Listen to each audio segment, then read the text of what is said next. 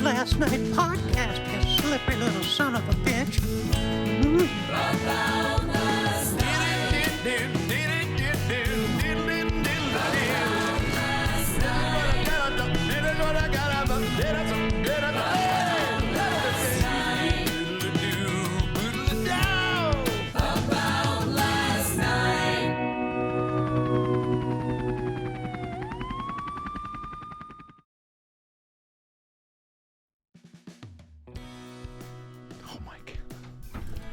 Don't make eye contact with me, he says. Guys, welcome back to the show. And we're starting like that. Shout out to the Melrose Podcast Studio for coming in late, dude. For coming in late and stepping up. Thank you for being a friend. A little help from my friends, however you want to sing about it. But no eye contact. Every assist comes with a caveat. And I'm not a... Actually, well, I am a pretty big eye contact guy. I have friends. There's a girl I went to. I'm not going to say what level of education it was, because let alone she watches this, she'll know. But she always looked. She couldn't look you in the eyes. It might have been a condition or a burgers of some sort or autism where she looked for a second and then it was straight up. And I clocked that early on, being like, "That's weird." Great person. Anyway, who knows? She's probably on Facebook or Epstein's out. I don't know. There's too many people in the world to keep track of, which is why you just gotta fucking stay in your lane. But if you do see somebody on the street, give them a head bob. I just was talking about this. You gotta quit being awkward, dude. It's tough enough to walk around these meat suits. If you see someone, you lock eyes on the street, give them one of those. It takes more effort to go, "Gah!" or like, "Don't look at me." Like you can't muster a little bit of swagger to lock eyes with a stranger. I know. Look, in the elevator, I can't stand it. Don't look at me at the elevator, especially don't side eye me. Unless you're a fat kid and you let one rip.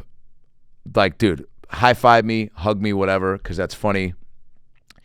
Next time, give me a heads up, like a tap on the shoulder, so I can close my mouth. But, fat kids. I was about to say rule the world, but we're trying to get rid of them. We're trying to get rid of all the fat kids. Guys, there's too many kids that are deep-throating peanut butter and jelly sandwiches and aren't running on a treadmill or a Nintendo trackpad. RFK is, that's a real guy. That's a huge bitch. What's that from? Deuce Bigelow. RFK is a wild guy, dude. They're everyone in politics, wild. I think you stop getting weird in I was in student council. I did the vice president thing my senior year of high school, only because our president was like nervous talking in front of people, and I was doing plays, and I was a little more comfy. So I was like, I don't want my senior year to have the assemblies be shitty. And by the way, I ran unopposed, and I gave a speech, I think, and I tried to make it funny. And then I said, I think I ended with like, "Doesn't matter because no one's running against me." Or like, "If you don't vote for me," I think something shitty. But shout out to Jeremiah Fulford Foster, our student body president. He got more comfy as the days went by. I think he manages Costco now. I digress. Even pre-high school, student council, you're not doing anything. Every kid's like, I think it's just to get in the rhythm and build habitual tendencies as far as like, taking notes, and you take the minutes. There was somebody who took the minutes of student council meetings in elementary school, which, by the way, what the fuck were those minutes? They talked for 30 minutes about how the ice cream needs to be better. Another 15 minutes were spent on the kickballs were too flat. Another 4 minutes were used to make fun of the girl who brought that up and saying, "You think those are flat? Look at your tits." Another 8 minutes was brought up to talk shit about the principal and how her nails were too big and she was getting cheated on by her husband, who was also the PE teacher.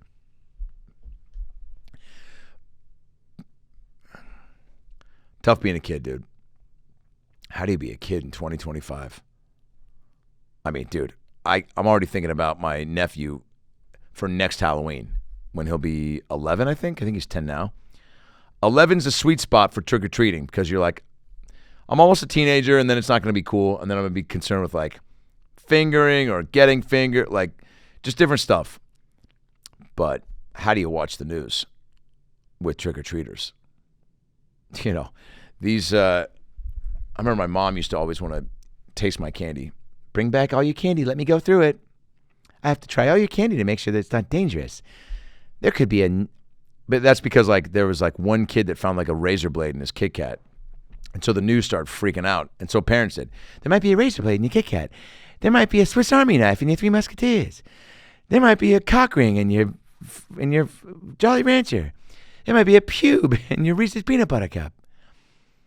And then the news just took it way too far. Tonight, is that caramel in your Twix or cum? We'll find out after an all-new Madam Secretary. But yeah, kids will be kids. You know, you grow up, you do your best. Maybe you marry Russell Brand. Maybe you divorce him. Maybe you go to space and find out what love really is. What's love got to do with it? 11 minutes in space. Hey, who gives a shit? Congrats, but who gives a fuck? 11 minutes isn't long enough for me to think you really experienced anything. That lets me know that you were scared.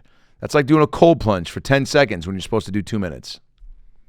Also, Carissa Thompson, I love you, but who told you to call them astronauts? Congratulations, Katy Perry.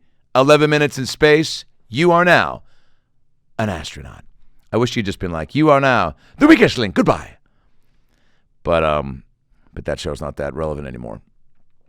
Gail King, congrats. You're an astronaut. Laura Bezos? Doesn't matter. By the way, Bezos, can you tell he loves being married? Hey, you want to go to space tomorrow, babe? What? I have a massage. There's a massage envy on the moon. Get the fuck out of here. In Katy Perry's defense, which I would watch 2 seasons of that. Maybe it's a lawyer show. Maybe it's like a spinoff to Franklin and Bash. But, Russell Brand, rough around the edges, involved in some allegations right now. Who knows? Don't want to speculate. Don't want to comment. Probably did it. But who knows? Yeah, nobody knows. But, so she got out of that marriage with Orlando Bloom. Everybody loves Orlando Bloom. Actually met Orlando Bloom once doing this corporate gig with Andrew Schultz, and he could have been cooler. Bruno Mars was there too. Orlando Bloom could not have been cooler. So, big Bloom fan. This guy, who's got 2 thumbs and was one of 30 people that saw the movie Elizabethtown with Orlando Bloom. This guy. So, Katy gets out of the ship. They're like, what do you think? She's like, I know what love is now. I found a flower. I kissed the ground, and I liked it. And I know what love is. I mean, yeah, if you're coming out of a Russell Brand marriage and you go to space and you're like, this is why people hug. But 11 minutes, not long enough to be, say it with me, an astronaut. Shout out to Wendy's, by the way. Shout out to Wendy's. Tweeting. Look, I truly have no, I used to have a crush on Katy Perry way back in the day. My wife gives me a hard time about it now. I think, fired off a DM to Katy Perry on Twitter at one point when I was in New York and she was there. Because I'd done it enough to some famous people that responded. And dialogue, commenced. Even some friendships. So I was drunk in New York and out of my fucking mind. Invited her to my shows, I think. Oh, gross. Who the what? Ugh. Definitely didn't respond. But she's always, look, my nieces loved her. I took them to her concert.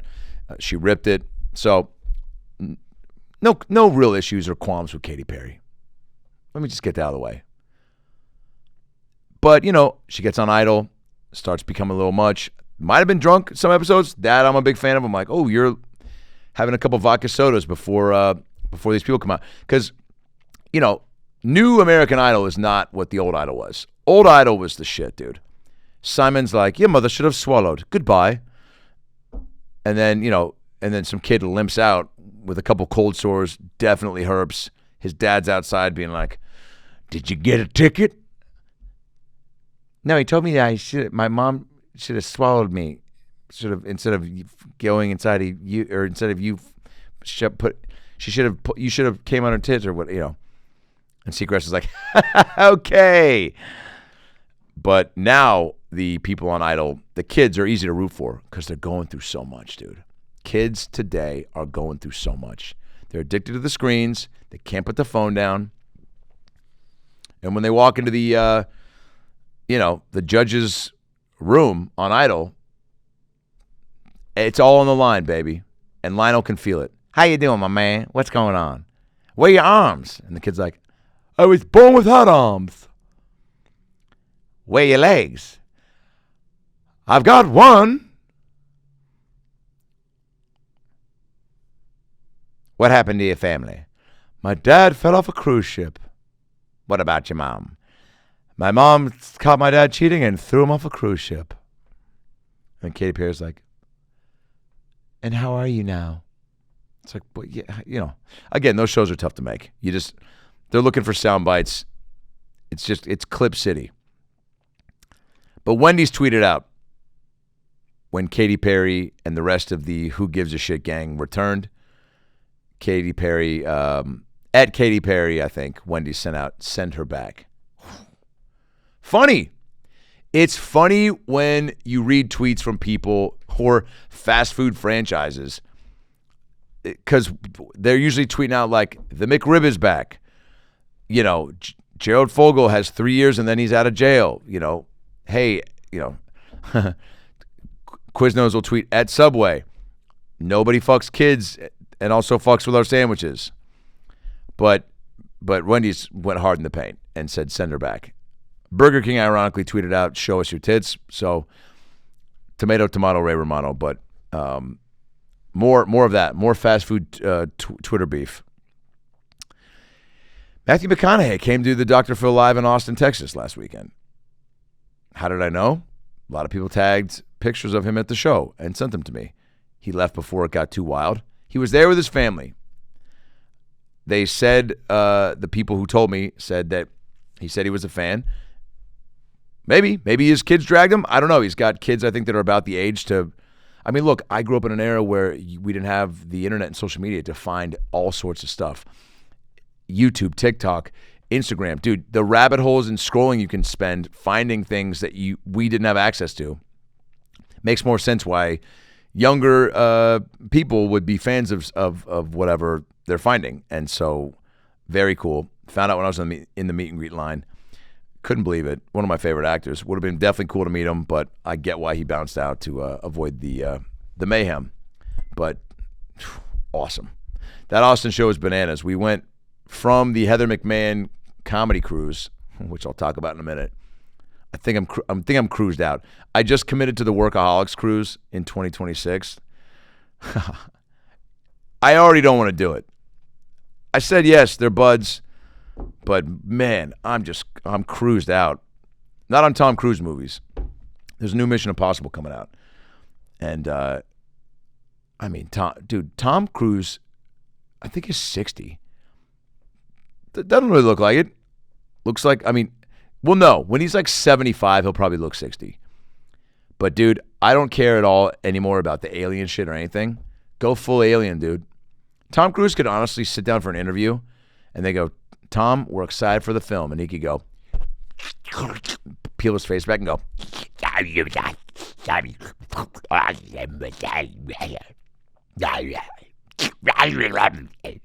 and they'd go, so it comes out Friday?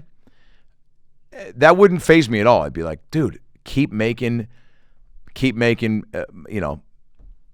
missions that just nobody wants to tackle that impossible mission. But Tom does. Tom wants to fight underwater. He wants to drive a fucking Uber X backwards. I didn't see the last one, but he's doing it all. I think he comes up with crazy ideas. Miles Teller told me once, I'll pick that name up in a sec, that Tom Cruise fired a stunt guy on one of the Mission Impossibles because Tom was like, I'm going to jump down the building. I'm going to jump down the building and bungee jump into the car, grab a Chick-fil-A, put my fist in my fucking ass, and make out with my love interest. All still before I catch the flight in coach. And the stunt guy at the time was like, there's not enough time. And Tom was like, get the fuck out of here. What if Tom put on an umpire's mask and goes, you're out of here? That'd be actually very funny. If there was a rumor going around that Tom Cruise fired people in full umpire gear. You don't think I can do that stunt? You're out of here. But yeah, Austin Moon Tower Comedy Fest, a lot of good times. Only there for 2 days. Did some spots the night before. And then we did the show at Bass Concert Hall, which is on the University of Texas's campus. 2,500 people. Packed to the brims. Sold out, 3 levels. Thank you all to come. Wow. All right, I got to stop smoking weed. Thank you all to come. Thank you all for coming. Thank you all who have come to any of the Dr. Phil live shows. They've all been sold out. I think the last time I did a video pod was probably, we're looking over a month ago. So if you came to Toronto, Dallas, Chicago, Atlanta, Boston, Nashville. Holy shit, Nashville. I did Kill Tony at the Bridgestone Arena the night before. And then we did sold out 2,800 Pinnacle, only been open for a month. We had Jelly Roll, Tony, David Lucas, Chelsea Lynn. Wild. Rock venue type atmosphere. And that one's going to be wild. When you get this podcast, today a new Dr. Phil is out, I believe today, from the Comedy Store with Mark Maron, Johnny Knoxville, Jimmy O. Yang, and Teddy Swims, who sings Lose Control. Maybe in the episode with Jeremiah Watkins dressed as a mac and cheese portable. What am I doing? What a ridiculous show. But it stops in August. August 6th in Cape Cod is the last Dr. Phil, and then that's a wrap. So if you're coming to the May show, congrats. If you're coming to the June show, awesome. If you're coming to any of the remaining 10 shows on the road, we've got June 1st in Kansas City. We've got June 6th in Cleveland, June 8th in Indianapolis, June 19th in Pittsburgh, June 21st in Atlantic City, July 12th in Reno, Nevada, and then one more to be announced, and then August 6th, Cape Cod. It'll be good to be done. It's a lot, man, but no complaints. So fun. I mean, it's been wild. We're taping a doc on the whole thing, and that'll be really fun to put together. But yeah, it's just one door closes, another opens, maybe, or maybe that's it. Maybe that's all I do. Who knows? The business is so uncertain. There's so much. Nobody has any fucking clue, dude. I mean, I auditioned for a movie today, and they told me that the guy who's doing it is like pretty clean, and I improvised a little bit, maybe like 2 F-bombs, and even my agent called him, was like, just let you know we're going to call the casting director, make sure it's all good. I'm like, well, I can't retape it. I have to leave tomorrow, and it's now in the evening, and I got to go do my shows. I go, I hope they can see past 2 F-bombs that I threw in there with some ad-libs to kind of, they were all in context, but they're like, yeah, we hope so. I'm like, man, if I don't get it because of that, it wasn't mine to begin with. But yeah, there's so few things being made, so few parts to be had, which is why you got to create your own shit. But that goes for anything. Even if you are a busboy at the Olive Garden, create your own shit, man. You know, make up your own sauce. Fucking move. Do what Chef Boyardee did. WWCBD. What would Chef Boyardee do? Yeah. By the way, where's that biopic? Didn't Mario Lopez play the Colonel from KFC in a Lifetime movie? How come we can't get a Chef Boyardee biopic, dude? Or at least like a short or a fucked up indie movie? It does. Nobody would go see it. I guess that's why.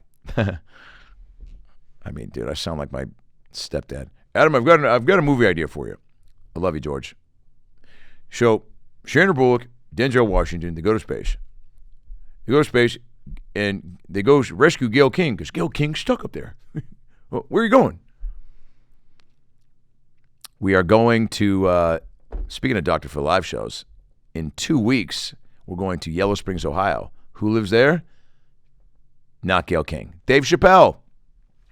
I'm doing 2 stand-up shows. I think those are both sold out on Friday, May 16th. And then on May 17th, we're doing a Dr. Phil Live with Dave. I mean, it's my favorite comic of all time. It's going to be wild. Eddie Murphy's the first stand-up that I saw that got me interested in whatever this was.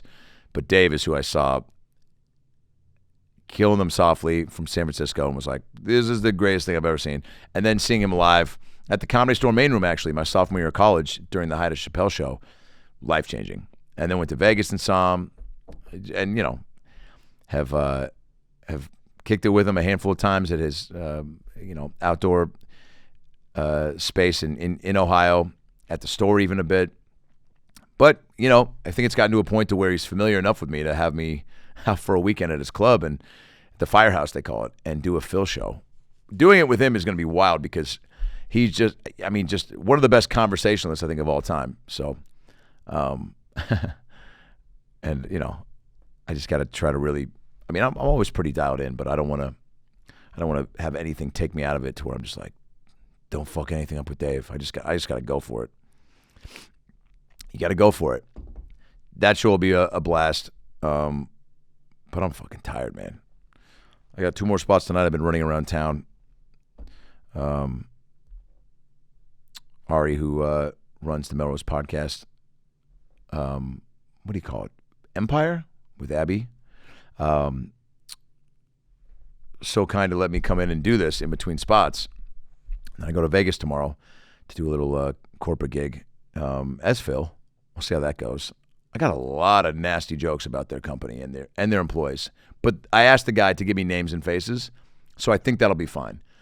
Because sometimes it doesn't go well. I definitely did that at a corporate gig in Dallas and was like, where's Rob Thompson? They're like, over here. He's wearing sunglasses indoors, blonde Backstreet Boys goatee. I was like, Rob, if you're here, who's selling fentanyl cupcakes to middle school kids and MILFs? And he was like, I'm in AA, man. I was like, haha, we're having a good time. So, you know, you hope that people are cool with it when they say they're cool with it. But who knows? But I'll be in character. So it's also going to be way easier for me to just let loose because I'm hiding behind the stash, which is weird. I definitely feel I'm able to split my brain, I think, when I'm doing Phil versus me. Try to be fearless in both worlds, but it's just, it's also like one's a character and one's not. But which one is it? I peel my face back right now. There's like a 60-year-old Filipino woman underneath me. I've never been me the whole time. All right, I got to get some sleep. But we were, after Austin, I went to Seattle. Shout out the hometown, 206. And, big basketball fan. We know this. The Seattle Supersonics left in 2007, 2008 to go to Oklahoma City. Boo. Even though Oklahoma City, yay. That's where my mom is from and my stepdad. So 2 thumbs up for that. But the Thunder can suck my butt and my taint. I hope they get knocked out in the first round. They don't deserve a basketball. They do deserve a basketball team, not that team. Gary Payton and Shawn Kemp, 2 Sonic legends. I've become pals with them. They've both done the podcast. Those are both on YouTube. The one with Shawn Kemp is an amazing 2-hour in the bottom of his Kemp's Cannabis weed store on my YouTube.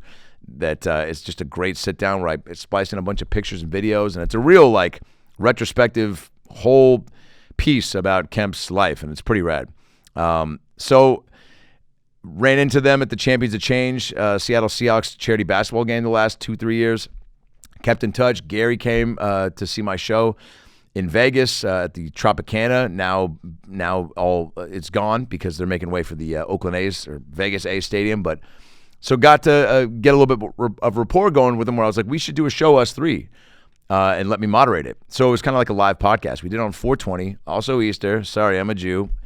Which, by the way, what's the bunny for? I know it's about Christ. What's the bunny for? Is Jesus coming back as a Christ bunny? Truly would love to know the connection. I know you're like, hey, man, enough with the jokes. But I truly, maybe it's like Christmas, right? See, Jews, we have the holidays, there's no fictional. I wish we had one though.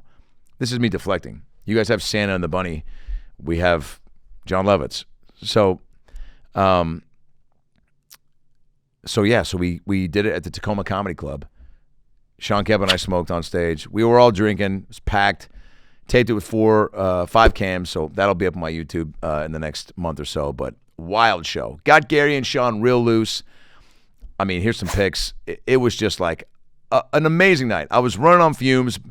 Ended up really having to kind of produce and run the whole show, setting ticket prices and getting the chairs all set up and the lighting and team effort with Brent, who shot the show, Seattle local, who's a gangster up there. Brought up Van Corona, who shoots all the Phil shows in the Comedy Store pictures, just a living ledge, and he came up and shot all the pictures for the show.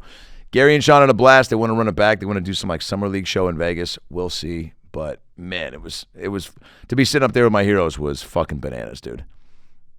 Just like, yeah, young me would not have believed that. We pulled up a picture, and we'll cut to it right now, of me with Kendall Gill, ex-Supersonic in 1993. My mom took me to a game. We were up in the nosebleeds, but pregame we went down to watch the players warm up. They'd let you get a little close. I asked Kendall Gill for a picture, and this is what happened, dude. I don't know if I put my hand out like that, but he grabbed it, and it looks like we're going to the prom. And this picture gets the most engagement out of anything I've ever done. I can't fucking believe that is real. But he did comment on it once. I've posted it a few times, and I think the last time he commented on it, he just put, "Oh, shit." But Gary Payton ripped me. He was like, "Look how fucking fat your fucking arms are." He's like, "You wearing lip gloss?" I was like, "I do look like my mom's best friend, Sharon the lesbian." And they lost it, dude. But it was a good time. And shout out to, again, the city of Seattle and Tacoma for housing us. And then next day went to go kick it with our new QB, Sammy Darnold in Seattle. Right, he just got in. I think I took him and his sweet girl to their first like Seattle Eats, and yeah, it was awesome. It's cool to, whether you are a NFL quarterback or just a guy who's trying to get me to reinvest in the Hawk to a Bitcoin. It's cool to show people around your city. I love that. I love being like tour guide. I have so much pride for it. Like, I'll take you to the Space Needle. It's a touristy attraction, but it's cool. But I won't give you the normal tour. I'm not going to just be like, there's Bill Gates' house, Epstein Island. There's the first Starbucks, even though fuck Howard Schultz because he sold the songs. But there's actually the house that I lived in when I was, 8 and my sister was 9 and we got in a fight and I threw, one of her Barbies in the toilet. She threw one of my Ninja Turtles in the fucking trash, and then I did a fart cup, and she passed out. And, I locked her in the garage. She escaped, locked me in the garage. I escaped, threw another Barbie in the toilet. She made fun of me for being a fat kid and having bigger tits than her mom. I said, she was adopted. I was like, "You mean my mom?" That happened right over there, Or over there is where I scored on my own soccer team in the 5th grade. True story. My best friend was Noah. His dad was 70 when we were 10, which is wild. Sorry, 80. Oh my God, 80. I've probably talked about this, but I mean, wild, dude. To hit 70 and go, "I'm going to start a family." He was the first adult to make fun of me for being fat, which was bananas. To have the audacity to make fun of a child. "Surprised you can see the balls. Surprised you can see the soccer ball, those big ass titties, Bobby in the face." Well, now he's dead, so that's karma. But I was big. I was a big kid. As you can see from that Kendall Gill pic. I still love food. I just have like a little bit more discipline. I don't know. It's tough. Even right now, I just want to fucking stick my face in a plate of nachos, maybe a Pop-Tart, maybe a Pop-Tart ice cream sandwich. In my fraternity in college, I think it was freshman year, I was like kitchen steward with 2 other Jews. Shout out to Jeff and Aaron. And we had to go to Costco every Sunday. That was our job. And we had like $500 to buy food for the week.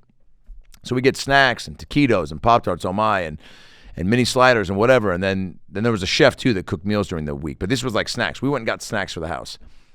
And I remember I got Costco muffins, Pop-Tarts, and ice cream one time.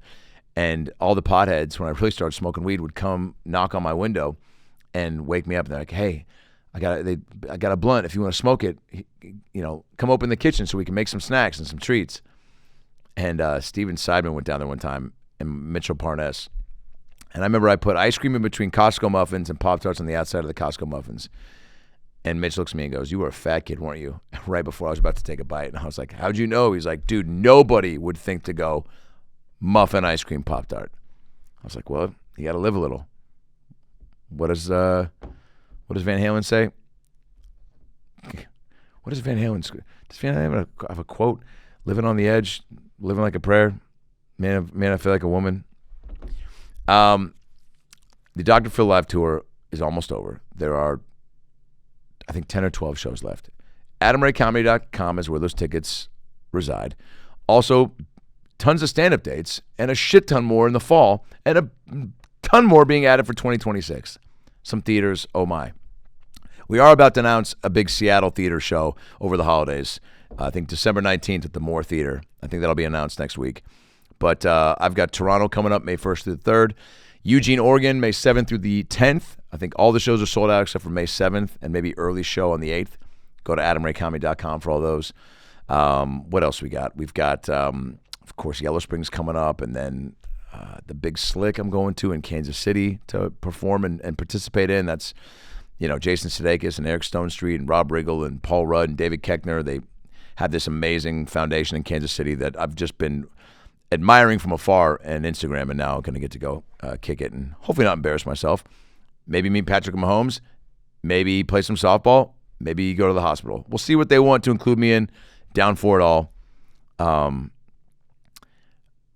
But you never know, because you think you're doing things right, and then you ask your married or broadcaster friend if you can go in the booth next time you go to a game, and he tells you, I don't know who this came from. It's what he tells me, but the higher-ups at the Mariners, who I'm friends with quite a few people in important roles, says that they said Adam Ray cannot be on air, no exceptions.